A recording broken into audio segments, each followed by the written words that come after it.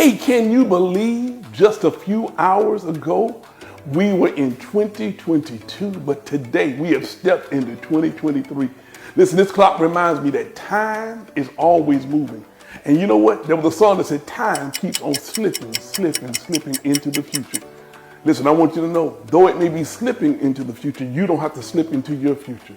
The steps of a good man are ordered of the Lord. And as we move into 2023, I want you to know the God who's in you is a God for you. The God who's for you will make ways to you.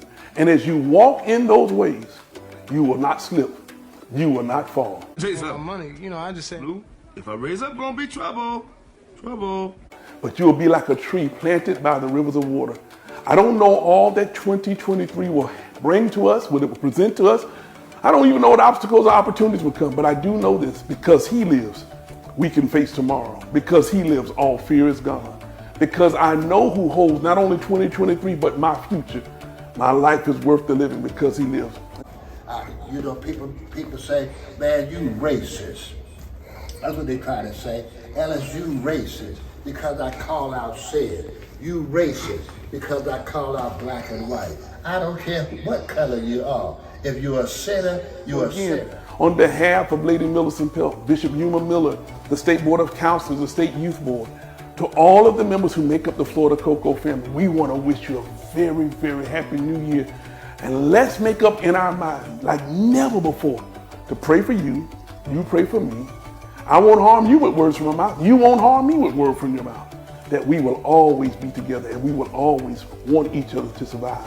And as we move into 2023, we're going to be Cocoa strong all year long. Remember, you wanted this.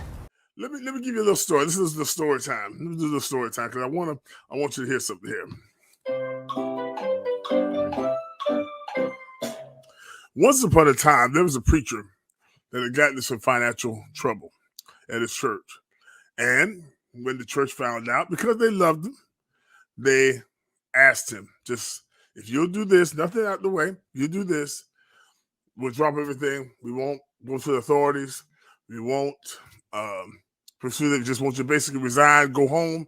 And you resign, everybody go home. This will act like it didn't even happen.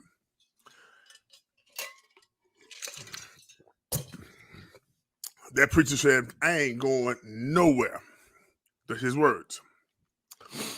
I remember it so distinctly because it was on, it was the 15th of the month. It was the 15th of that month. Very arrogant, very cocky. And I mean, literally caught his hands in the cookie jar, but it was just what we saw was the crumbs in the cookie jar. Well, ladies and gentlemen, boys and girls, children of all ages, what ended up happening from that day, from the next day, for the next 30 days, I kid you not, every single day, another something was found out that the preacher was doing, manipulating, stealing money, Excuse me. And 30 days later, he ended up still having to leave the church. And the day after that 30 days, day 31, when he said, I ain't going nowhere, the next morning, FBI showed up at the church. Kenny Rogers said, you better know when to hold them, know when to fold them. I know that in the Bible, but you better know when to walk away and know when to run. You better count your money while you're sitting at the table.